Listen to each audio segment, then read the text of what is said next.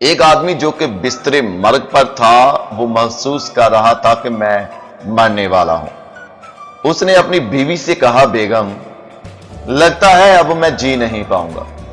میں تم سے جھوٹ بول کر اس دنیا سے رخصت نہیں ہونا چاہتا۔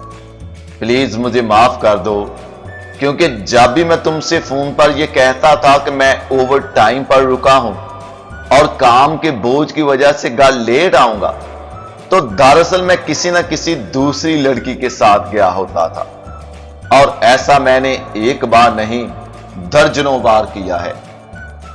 اس کی بیوی نے بڑے اطمینان سے اس کی طرف دیکھا اور کہا، اچھا تو تم کیا سمجھتے ہو کہ میں نے تمہیں زہر بلا وجہ ہی دے دیا؟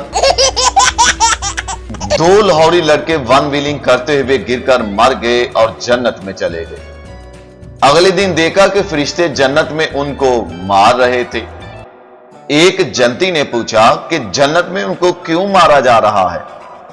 تو فرشتوں نے کہا، ہم نے ان کو جنت گمائی، دودھ اور شہد کی نہریں بھی دکھائیں۔